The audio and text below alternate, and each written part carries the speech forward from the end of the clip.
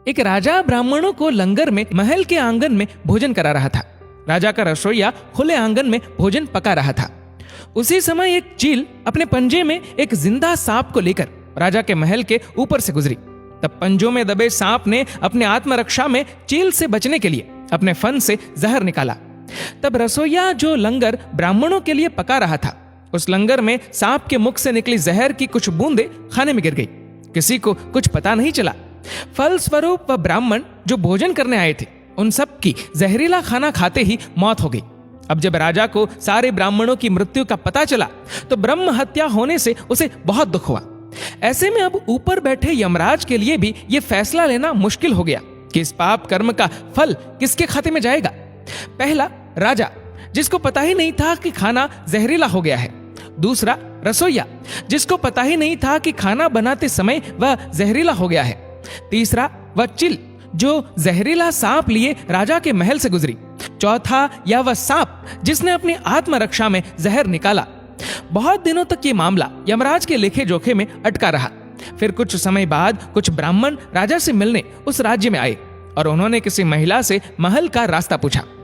उस महिला ने महल का रास्ता तो बता दिया, रास्ता बताने के साथ साथ ब्राह्मणों से यह भी कह दिया कि देखो भाई, जरा ध्यान रखना, वह राजा आप जैसे ब्राह्मणों को खाने में जहर देकर मार देता है। बस जैसे ही उस महिला ने यह शब्द कहे, उसी समय यमराज ने फैसला ले लिया कि उन मृत ब्राह्मणों की मृत्यु के पाप का फल इस महिला के खाते में जाएगा और इसे उस पाप का फल भुगतना होगा। यमराज के दूतों ने पूछा, प्रभु ऐसा क्यों, जबकि उन मृत ब्राह्मणों की हत्या में उस महिला की कोई भूमिका भी नहीं थी। तब यमराज ने कहा कि भाई देखो, जब कोई व्यक्ति पाप करता है तब उसे बड़ा आनंद मिलता है, पर उन मृत ब्राह्मणों की हत्या से ना तो राजा को आनंद मिला, ना ही उस रसोइये को आनंद मिला, ना ही उस सांप को आनंद मिला और ना ही उस चील को आनंद मिला।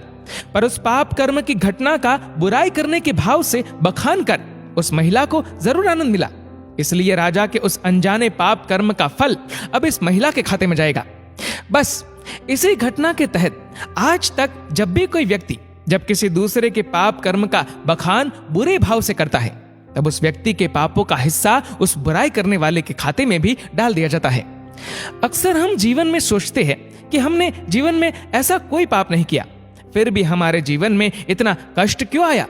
ये कष्ट और कहीं से नहीं, बल्कि लोगों की बुराई करने के कारण उनके पाप कर्मों से आया होता है, जो बुराई करते ही हमारे खाते में ट्रांसफर हो जाता है। इसलिए सावधान रहे।